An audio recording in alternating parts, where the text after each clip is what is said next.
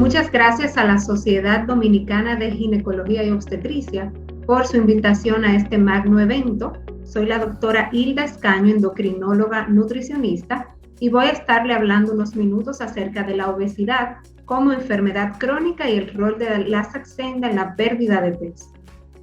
Estos son mis conflictos de interés. Y como todos sabemos, la obesidad y el sobrepeso se definen como una acumulación anormal o excesiva de grasa que puede ser perjudicial para la salud. La prevalencia de la obesidad a nivel mundial ha crecido de manera exponencial. Tenemos ya data de que aproximadamente un 20% de la población a nivel mundial padece de obesidad, siendo las poblaciones con mayor porcentaje Estados Unidos y México, y en nuestro país tenemos aproximadamente un 21% de personas en obesidad y un 36% de personas en sobrepeso. Más del 50% de nuestra población ya está fuera de lo que es el peso ideal. ¿Qué es la obesidad? Es el resultado de una interacción entre el medio ambiente moderno y nuestra biología. Sabemos que tenemos factores externos y factores internos que van a alterar lo que es nuestro peso. Dentro de los componentes del apetito, por ejemplo, que son los factores externos, tenemos el hambre, la saciación, la saciedad, la plenitud. Estos factores y estos componentes van a intervenir en lo que es los factores medioambientales, en la homeostasis de nuestro cuerpo, en el desarrollo cognitivo, y va a tener también que ver los factores económicos y factores sociales. Hay componentes del apetito también, como el querer, el gustar y la recompensa, que ya tienen que ver más que nada con el componente hedónico, que ya eso es algo interno, que puede afectar lo que es nuestra biología a la hora de modificar nuestro peso. Entonces es importante tener en cuenta estos factores, tanto externos como internos, a la hora de evaluar nuestros pacientes. Ya de forma, vamos a decir, de lo que es la parte bioquímica, nosotros sabemos que lo que es el balance energético está compuesto, que es lo que va a favorecer la ganancia o la pérdida de peso. Tenemos que está compuesto por la ingesta y por el gasto. Si hay un desbalance en este gasto y esta ingesta, pues se va a producir ya sea la obesidad o la pérdida de peso.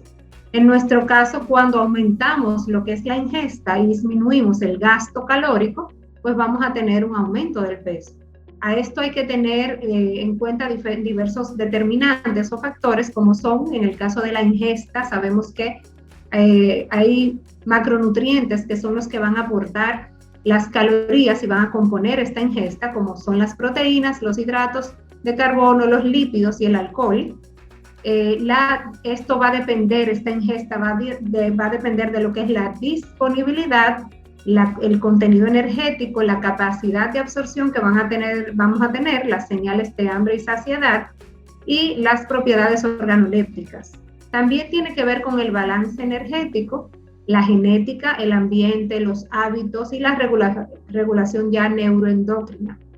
En cuanto al gasto energético, vamos a tener condiciones especiales donde vamos a tener factores de estrés o factores de actividad que también van a alterar lo que es el gasto metabólico basal, y aquí también va a intervenir lo que es la edad, el tamaño corporal, la composición corporal, el clima, si vivimos en climas cálidos o húmedos, fríos, el crecimiento y la temperatura. O sea que ya no es simplemente ese desbalance inicial que conocíamos como el exceso de comida y la disminución de la actividad física. Hay otros componentes biológicos y bioquímicos importantes que van a alterar nuestro peso.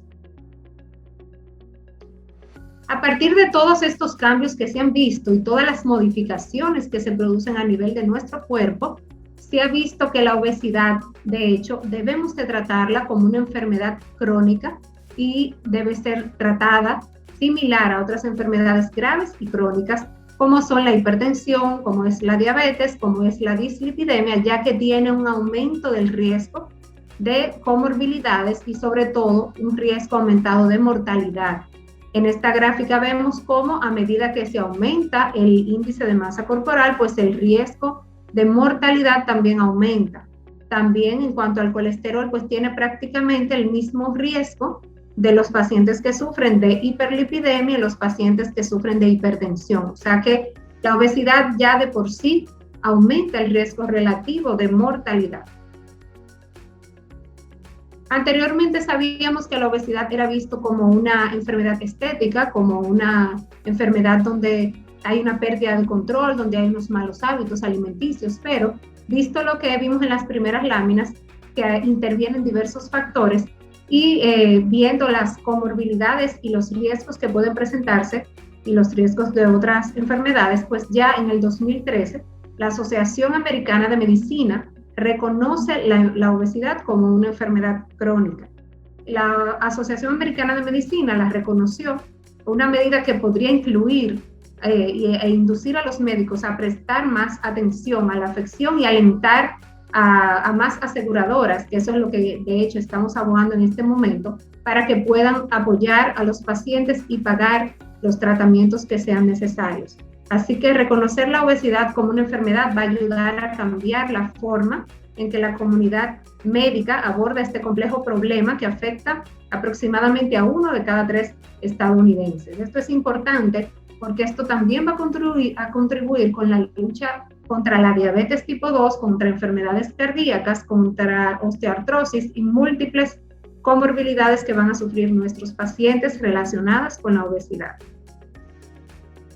La obesidad cumple criterios comunes de una enfermedad y ya es reconocida por diferentes sociedades médicas, la Sociedad Canadiense, la Sociedad Mundial de Obesidad, la Sociedad Europea, la FDA, la Sociedad Americana. Entonces, ya realmente sí se está viendo más como una alteración del normal funcionamiento de algún aspecto del cuerpo, donde va a haber disregulación del apetito, balance de energía normal, disfunción endocrina, puede haber infertilidad, puede haber enfermedad hepática grasa no alcohólica, puede haber dislipidemia, puede haber incremento de grasa corporal con síntomas que puedan realmente ya manifestarse como dolor articular, inmovilidad, apnea del sueño y obviamente ya las enfermedades crónicas como diabetes tipo 2, enfermedad cardiovascular, el cáncer, osteoporosis y el síndrome de ovario poliquístico que es tan frecuente en las consultas de todos nosotros. ¿Qué debemos hacer ante un paciente que padece de obesidad? Tenemos que hacer un abordaje multidisciplinario, tenemos que apoyarnos unos con otros y trabajar en equipo.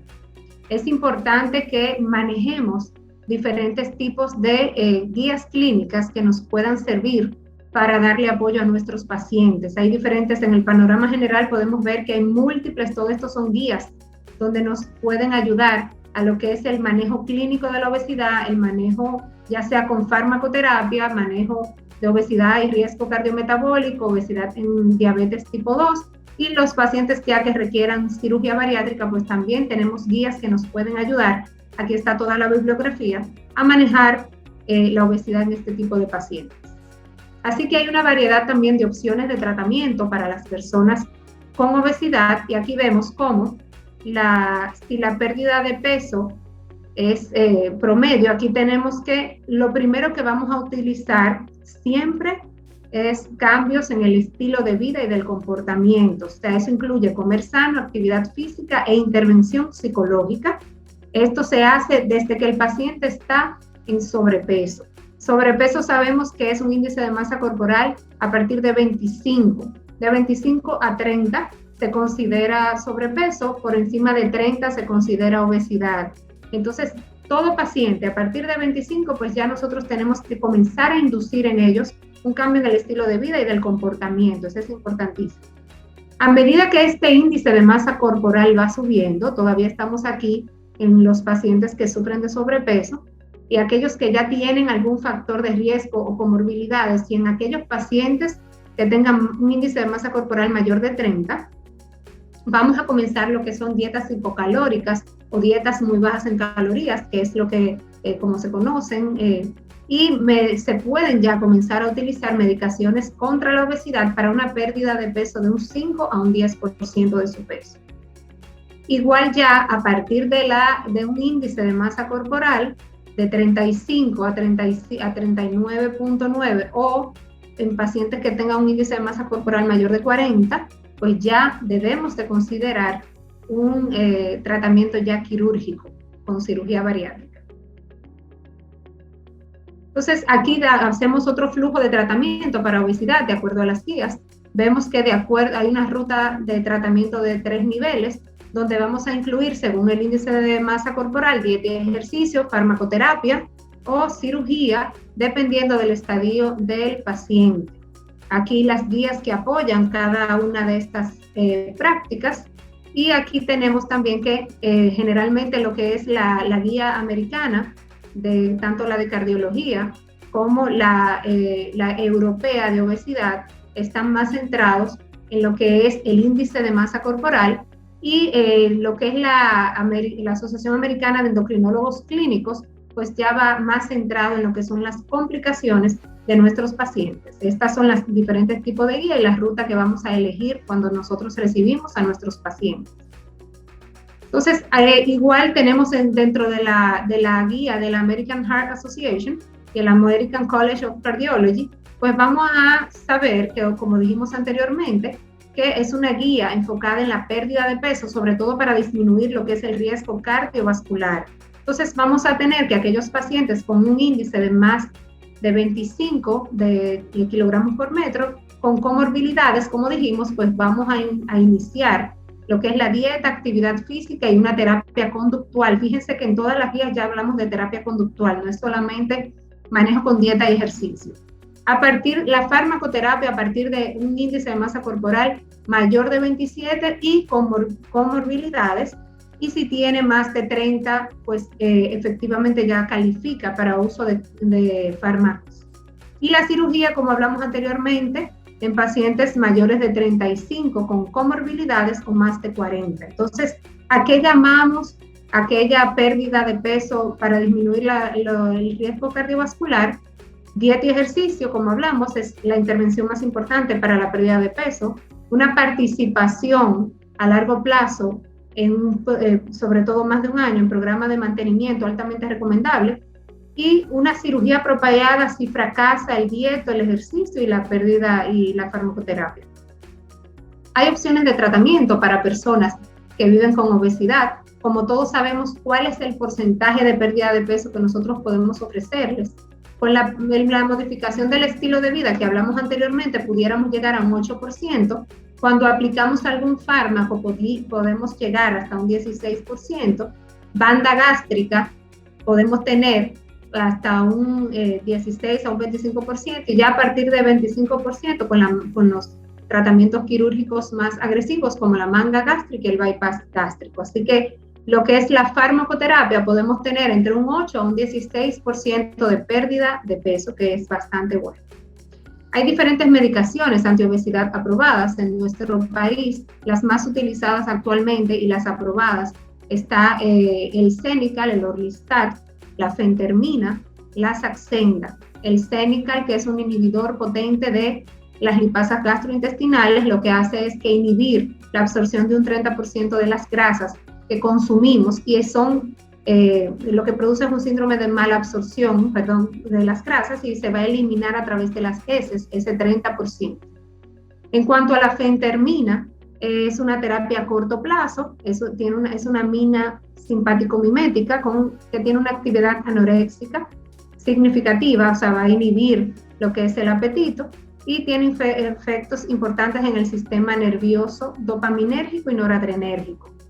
La Saxenda, el liraglutide, fue aprobado en el 2015 y es una terapia a largo plazo. Es un péptido análogo similar al glucagón, con un 97% de homología de secuencia de aminoácidos con el GLP-1 endógeno humano. Vamos a hablar de lo que es este péptido, que es similar al glucagón, y cuál es la función. Lo que tenemos actualmente es Saxenda, ese es su nombre comercial. Funciona en el cerebro disminuyendo el apetito, y así va a reducir la ingesta de alimentos. Entonces, el GLP-1 es una hormona natural que se libera en respuesta a la ingesta de alimentos y actúa como un regulador fisiológico del apetito. Esto hace que Saxenda es el resultado de dos modificaciones estructurales del GLP-1 natural y va a prolongar la vida media que tiene este GLP-1 natural, que solo dura 2 minutos, lo va a prolongar a 13 minutos cuando se inyecta por vía subcutánea. Esto va a permitir que la administración de este medicamento sea una vez al día. Anteriormente hay otro tipo de GLP-1 que van a ser también inyectados 2 veces al día. Saxenda va a funcionar en el hipotálamo, donde interactúa con las neuronas específicas involucradas en la regulación del apetito y la ingesta de alimentos. Además, va a producir una sensación de saciedad y por lo tanto va a disminuir el hambre, y eso va como resultado, los pacientes que toman Saxenda se van a sentir satisfechos, van a comer menos alimentos, lo que va a conllevar a una pérdida de peso importante. ¿Cuáles son las indicaciones y el uso aprobado que tiene Saxenda? Realmente está aprobado para controlar el peso como complemento de la dieta y el ejercicio. Está indicado en pacientes con un índice de masa corporal, como hablamos anteriormente, de más de 30 kilogramos por metro cuadrado, o sea, con una condición ya de obesidad, o en pacientes con mayor de 27 kilogramos por metro, en sobrepeso, pero que tengan en presencia de al menos una comorbilidad relacionada con el peso, como una disglucemia, una prediabetes o una diabetes tipo 2, alteración de la presión arterial, alteración de lípidos y apnea obstructiva del sueño. Hay que decir que en diciembre del 2020 se aprobó también su uso en adolescentes que sufren de obesidad, o sea que actualmente es una de las alternativas preferidas para nuestro trabajo con pacientes adolescentes. Se han hecho diferentes estudios acerca del uso de la liraglutida, y este es el programa de desarrollo que se hizo realmente la evidencia que se tiene es con liraglutida de 3 miligramos. Se hizo en fase 1 un estudio sobre el vaciado gástrico y el apetito en personas que no fueran con obesidad no diabéticas. En la fase 2 también lo que se hizo fue un estudio para buscar un ensayo aleatorizado para búsqueda de la dosis, para medir la seguridad y tolerabilidad. Y en fase 3 ya se hicieron una serie de estudios que se llaman SCALE, que los vamos a definir más adelante. Estos 4 ensayos clave en el programa de desarrollo clínico de la fase 3A de Saxenda, que son el SCALE en obesidad y prediabetes en pacientes con obesidad y para controlar el peso y la aparición tardía de diabetes tipo 2. Tenemos el SCALE ya en pacientes diabéticos para ver cómo se controlaba el peso en estos pacientes. Tenemos el SCALE de mantenimiento para prevención de la recuperación del peso. Y tenemos el SCALE en la apnea del sueño, el uso de Saxenda en estos pacientes. Aquí está todo lo que los pacientes que fueron involucrados en cada uno de estos estudios. El mayor fue en pacientes con obesidad y prediabetes. Este es el programa SCALE, donde va a hablar de lo que es la pérdida de peso en todos los estudios publicados en este sentido. Estos estudios fueron publicados en el New England Journal of Medicine, en The Lancet, en JAMA, en el International Journal of Obesity y también el SCALE de apnea, pues también en esta revista. Así que están todos publicados en estas revistas tan importantes.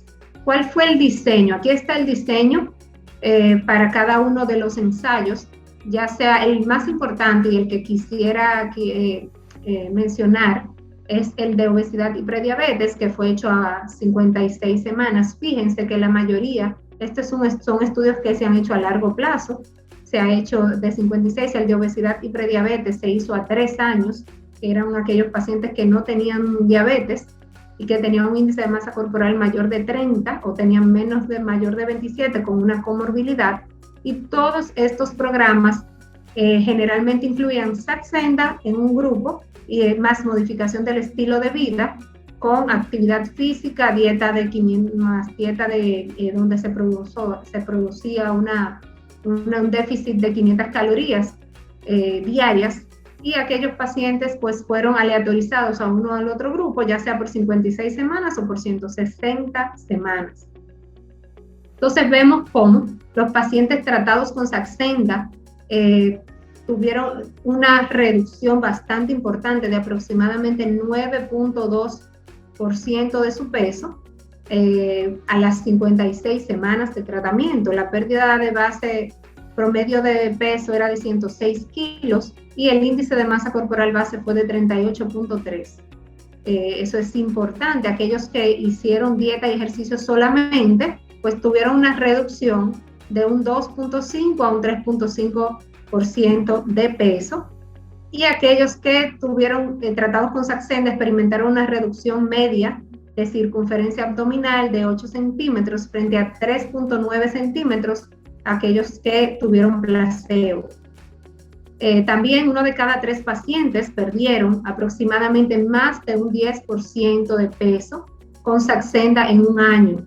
Esto es muy importante porque muchas veces en los programas que nosotros seguimos, pues a veces pueden lograr esa pérdida de peso rápida, pero no es, a largo plazo no es sostenible. Así que es importante ver que esto, el 10% a largo plazo de pérdida de peso.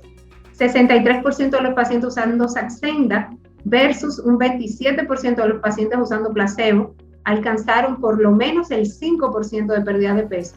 Y un 14% de los pacientes que usaban Saxenda frente a un 4% lograron hasta una pérdida de peso de más de un 15% de peso. Recuerden que al inicio dijimos que la pérdida de peso máxima prácticamente era con farmacoterapia era hasta un 16%, o sea que Saxenda logró en un 14% de los pacientes llegar hasta un 15% de pérdida de peso.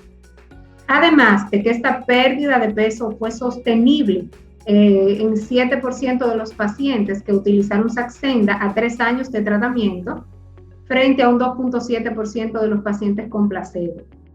Los pacientes que perdieron más de un 5% a las 16 semanas pueden lograr una pérdida de peso promedio de 2 dígitos al año. Esto es una proyección que se hace en la semana cuando se evalúan los pacientes en la semana 16. Aquellos que perdieron más de un 5%, realmente se veía que pudieran lograr más de un 10%. En este caso, cuando se finalizó a las 56 semanas, aquellos que habían completado el 5%, pues ya al año tenían un 11.2% de pérdida de peso. Puede ser usada, obviamente, en combinación con una dieta hipocalórica, ya que va a producir una disminución del hambre, del apetito, y esto se vio que en pacientes, por ejemplo, el cambio en el peso corporal desde el inicio hasta el final, con una pérdida de peso de 12.2 cuando se agregó una dieta hipocalórica. Entonces eso también es sumamente importante. Proporcionó también una reducción significativa en la presión arterial. Aquellos pacientes que sufrían de hipertensión y aquellos también con cambio de la presión de un 4,2 de milímetros de mercurio, aquellos comparados con el placebo, el grupo placebo, que solamente bajaron menos 1.5 en la sistólica y menos 2.6 contra menos 1.9 en la diastólica. Vemos también que con pacientes con prediabetes pudieron volver al estado glucémico normal después de un año, que eso es un número bastante importante porque gran parte de nuestros pacientes con obesidad pues son prediabéticos, y un 69% pudo retornar a lo que era una glucosa normal al cabo de un año de tratamiento con Saxenda. Redujo significativamente el riesgo de diabetes después de 3 años, aproximadamente un 80% de los pacientes con una reducción del riesgo para el desarrollo de diabetes tipo 2 en relación a aquellos que estuvieron solamente con dieta y ejercicio. Igual debemos recordar, evaluar el progreso de nuestros pacientes con Saxenda a las 16 semanas.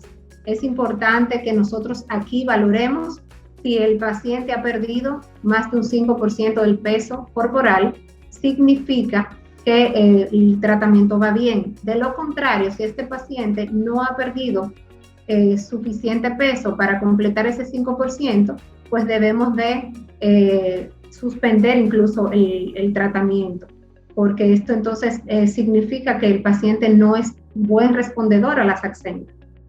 El 65% de los pacientes que completaron la semana 16 lograron una pérdida de peso mayor de un 5%. Esto también es sumamente importante, o sea que realmente la mayor parte del grupo pues sí pudo continuar con lo que era el estudio. Los efectos secundarios más comunes asociados a la Saxenda se relacionaron con el sistema gastrointestinal, siendo las náuseas, vamos a decir, la queja principal, donde había más de un 93% de estos fueron leves a moderados, transitorios, y la mayoría no condujo a la interrupción de la terapia. Estas náuseas y vómitos ocurrieron principalmente durante las primeras 4 a 8 semanas del inicio del tratamiento. Los pacientes deben comenzar con 0.6 miligramos y se va aumentando la dosis para mejorar la tolerabilidad. En teoría, los pacientes deben ser titulados a partir de 0.6 cada semana, pero ya en nuestra práctica habitual sabemos que muchas veces no necesariamente tenemos que aumentarlo semanal, sino que puede prolongarse según la tolerancia del paciente. Así que puede haber un retraso en esta escalada. Se considera suspender el tratamiento si no tolera las dosis durante 2 semanas, entonces probablemente haya que suspender el tratamiento, pero debemos darle esos 15 días. ¿Cuáles son las advertencias que debemos hacer en nuestros pacientes? Pancreatitis aguda, hay que interrumpir inmediatamente si se sospecha. Si tiene una colecistopatía aguda, también está indicado realizar incluso estudios de vesícula antes de los tumores tiroideos de células C, asesorar a los pacientes sobre el posible riesgo de carcinoma medular de tiroides, síntomas de tumores de tiroides, aumento de la frecuencia cardíaca, hipoglucemia grave, sobre todo en aquellos pacientes diabéticos que utilizan algún otro tratamiento con insulina o con una sulfonilurea, y en aquellos pacientes con insuficiencia renal, pues hay que usar con precaución también al aumentar las dosis a 3 miligramos.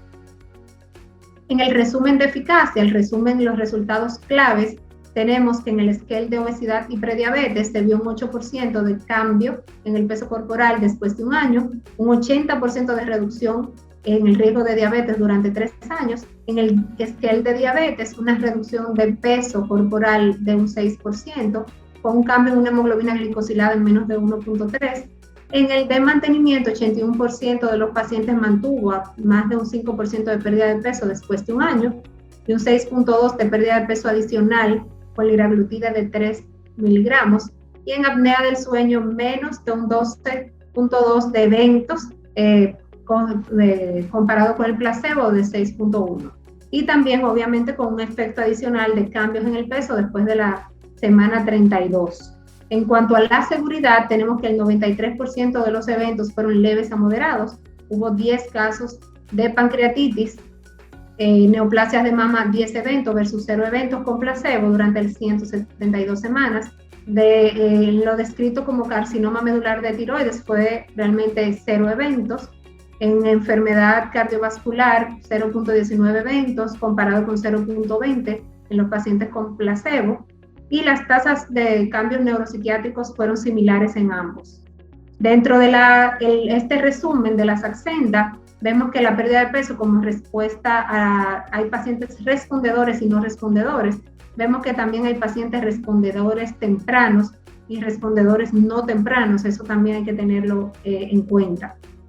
Sabemos que el beneficio de la pérdida de peso de un 5 o más por el porcentaje de peso trae beneficios para la salud que van a incluir reducción del riesgo para diabetes, reducción de los factores cardiovasculares y mejorías en lo que es la presión arterial, el dolor osteoartrósico, el perfil lipídico, la apnea obstructiva del sueño y sobre todo la calidad de vida. ¿Qué debemos llevar a casa? ¿Con qué nos quedamos? La obesidad es una enfermedad crónica y recurrente. Las modificaciones del estilo de vida siguen siendo el pilar más importante para el tratamiento de la obesidad. A partir de un índice de masa corporal mayor de 27 con comorbilidades o mayor de 30 kilogramos por metro cuadrado se necesita una intervención farmacológica. El tratamiento a largo plazo favorece el mantenimiento del peso perdido, la reducción de peso mejora las enfermedades relacionadas con la obesidad y la pérdida de peso del 5% o más tiene un impacto positivo en múltiples aspectos de la enfermedad. Muchísimas gracias por su atención.